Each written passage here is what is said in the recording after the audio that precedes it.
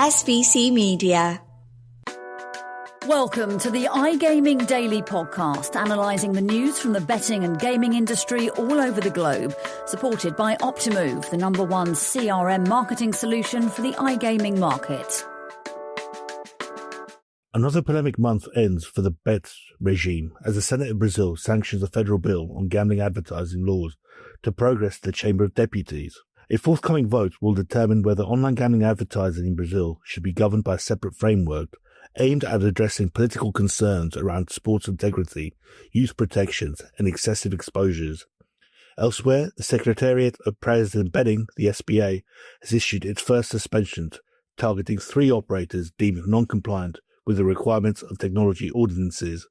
I'm Ted Menmuir, and this is the iGaming Daily, brought to you by Optimove, the #1 CRM and marketing solution for the global gambling industry. Joining me today, we have Ricardo Assis, editor of SBC Noticias Brazil. Hey Ted, nice to be here and talk about this important week because a lot can change in the next few days or few months, so we'd have to wait and see a little bit, but it was a complicated week for us. Indeed. And alongside Ricardo is Elisa Marcante, business journalist for SBC Noticias Brazil. How are you doing, Elisa? Hi, Ted. I'm okay. All right. All good for now. Thank you. I'm really happy to be here. Well, intro over, and I'm glad to be joined by this super team that are really providing really breaking on the ground developments in the Brazilian market. And Ricardo, let me kick off with you. And it's been another week of frantic activity and polemics for Brazil's online gambling marketplace. So just quickly run me through what's been going down. So last week, in Wednesday, we had the Commission of Sports in the Senate discussing a bill that's aimed to put some restrictions in the advertising market of bets here in Brazil. And this was approved in the commission. And in the same day, it went to the Senate, and it was already approved by the Senate in the same day. It was really, really quick. And it surprised me and surprised a lot of people here in Brazil because we expected it to take a little bit longer and to have a little bit more discussion on it. And it passed on full. So it is, the author is Stevenson, Valentim. He's a senator from PSDB here in Brazil. And it is the text that was approved. It was in the form of a substitutive presented by the rapporteur, Carlos Portinho. And it did some changes because Stevenson aimed to ban all types of advertisement. It was a full ban, and Portinho changed it. It's still very strict. It still changed a lot. Now, if it's approved in this format, influencers, athletes, media personalities, or public authorities will not be able to be part in this kind of advertisements on television, on any type of media. And going back to this, I mean, it was approved at pace, instantly pretty much. But why does the Senate believe that a separate bill is required to govern gambling advertising? Well, according to the Senate, they believe that gambling should be treated the same way that alcohol and cigarettes is treated here in Brazil. So they're putting similar restrictions in that sense. That is their allegation. But on top of that, there's a huge pressure from media, from other branches like industries, banks, especially, that see gambling as an activity that can take off some revenue from them. So there's a lot of lobby against gambling here in Brazil from this kind of industries. And Elisa, who are the stakeholders in governing advertising in Brazil? And do they view as a separate bill as excessive? Yeah, I think so. I think we have some actions that can really help.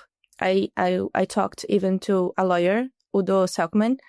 He's the head of gambling and crypto at Bichara and Mota Advogados. And we were talking about this, and he mentioned that some restrictions are good, can help the market. But when we have a lot of restrictions, this could create legal uncertainty and also discourage investment in the industry. Portinho was mentioned during the meetings with the sports committee. And in this document, the bill, they have this restrict measure saying that users can choose if they want to receive advertising from the market or not. Like there's an option to turn it on or turn it off. And this is a good thing. Like it's a good action from the government. But when you have so many restrictions, this actually make the sports book, they cannot communicate with the public. They cannot educate. They cannot show people how the industry works, because most of Brazilians, they don't understand how the industry works. They don't understand the difference between a legal sports book and the unlicensed one.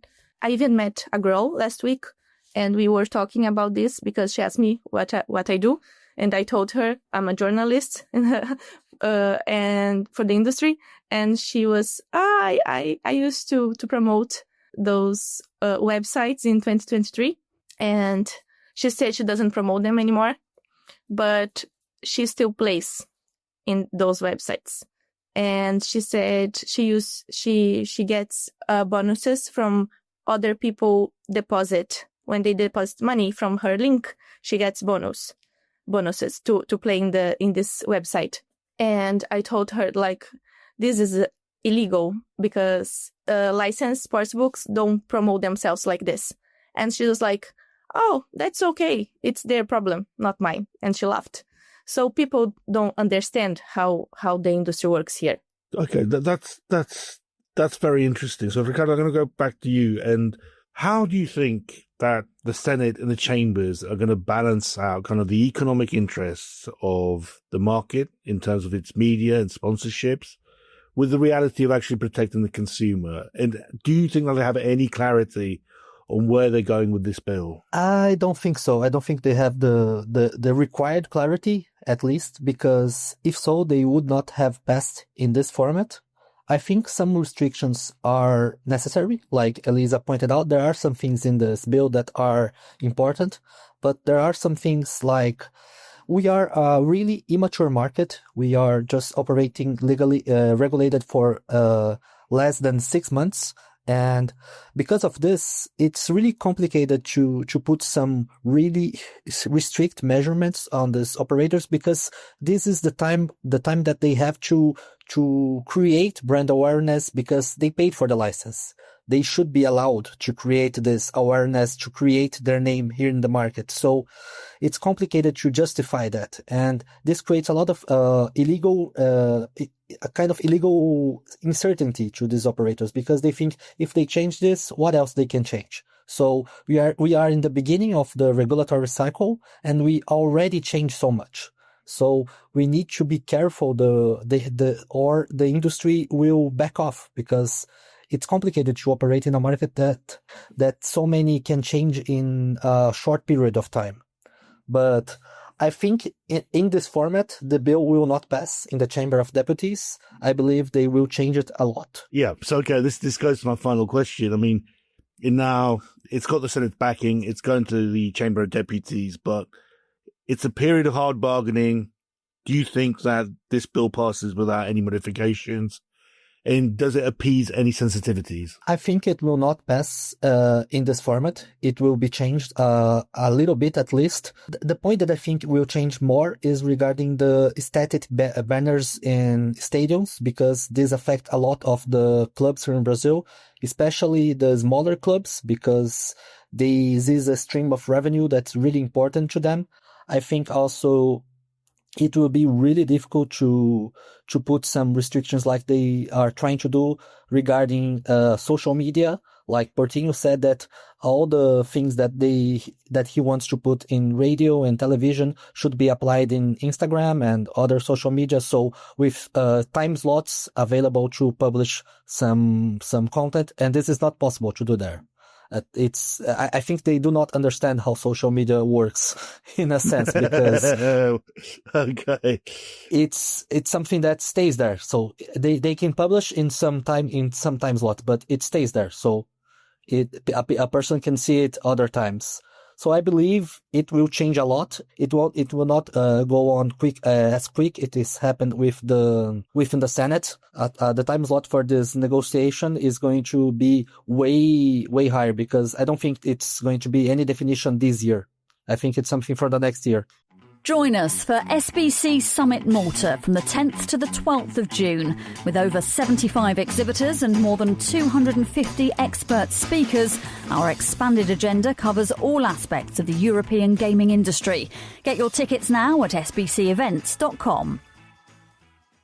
And we're back. And guys, we're now going to focus on the SBA and its recent suspensions. And Elisa, I'm going to turn to you. And are you surprised that it's taken such an approach by the Secretariat to issue these suspensions so early in the market? I don't think it's early. I think for me, they're doing their job. We have the regulated market since January, and it's been a few months now, and the operators have to be in compliance with all the requirements from the legislation to operate in Brazil. So I don't think it's early. I think they are doing the right thing. I just have two opinions from this. One of this is about I don't think they need to publish 10 different lists in 2 days. I think SPI should have a system where they can publish these suspended brands, this first document saying these brands they have to improve a few things to continue operating in Brazil. And then after, I don't know, a month, a week, or a period of time, they share a new document with the companies now they are okay with this requirement, or if they're not. But to give some time to the brands and to the people, because we have this article published on Friday when they published the list, and we talked to the representative from SPI. They confirmed the list, they confirmed the brands, and we have one company reached out to us saying that they were there by mistake. So I don't think this can happen. They put some brand in by mistake in the list, and I think they should have to give some more time, so we don't have one list coming after another one in just a few minutes or half an hour. I think this is the only thing they should improve a bit, but I think it's a good thing. I think they are doing their job. Yeah, and this kind of miscommunication cannot happen. This is something that it can damage the reputation of a brand. So this is something that I believe that SPA is gonna learn about this, what happened in this instance, and not repeat in this way, because they uploaded the listing 3 times on Friday, in the span of 30 minutes on Friday. So it was kind of insane. So it certainly makes your job a lot tougher. But let's look at the SPA. And do you think that it's always said day one compliance since the launch of the Brazil Bets market, but is that feasible in a market where it's launched 100 licenses, it oversees 100 operator brands? Has it bitten off more than it can chew? I believe so, because people say that we have some sources that say that they are trying to get more people to SPA because they are a little bit understaffed. Because, as you said, it's a really high number of companies and a lot of things that they have to check on a regular basis. So, as you said, it's complicated, it's a new market, and the volume of information that they require to tackle is huge. I think they are doing a good job. It's really difficult. It's something that's new for everyone. So I think they are doing what they can. But there are some points that they can improve. Of course, everyone can improve in everything. I believe in life. But I think the main problem is, as you said, the volume of content that they need to check on a regular basis. It's 70 companies and 170 brands. So it's a really, really big number. So it's really complicated for them to tackle this. It's a huge volume. Elisa, Do you think that the operator, the regulator is finding out who the bad actors are in the market, and the operators that aren't up to scratch, that cannot compete, that aren't technically good enough? I think so. I think now it's the moment to check who wants to stay here and to do the right thing, and who doesn't want to operate in a legal way. So I think this first year, maybe, or this first 5 years, maybe. I don't know. I'm not specialist on this, but this first year, I can say that. I think it's the time where it's the time to check which companies really wants to operate in Brazil, because we can see from now it's gonna be very restrictive. It's gonna have a lot of the government wants to compare to another markets, but we cannot compare Brazil to UK, because Brazil it's completely a different market, not just from the culture, but it's new market. UK it's already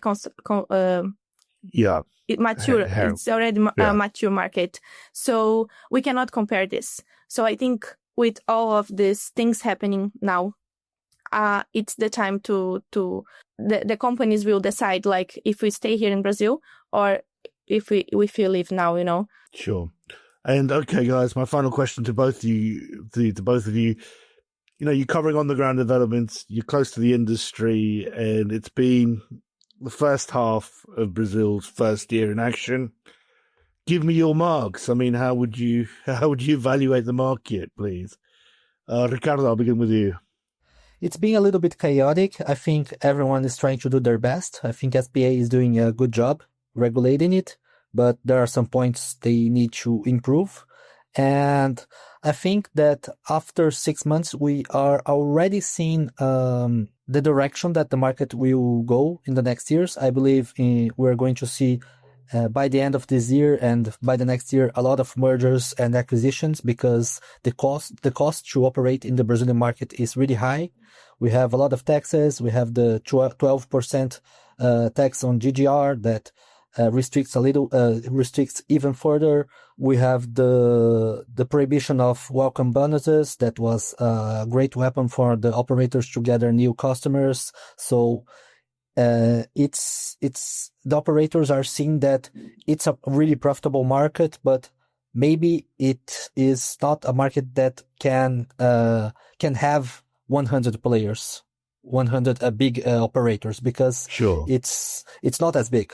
So I think this is the time that the operators are going to consolidate themselves. And I think by the end of this 5 years, we're going to see a really big drop in the number of brands, because it's a market that's really, really competitive and really expensive to operate as well.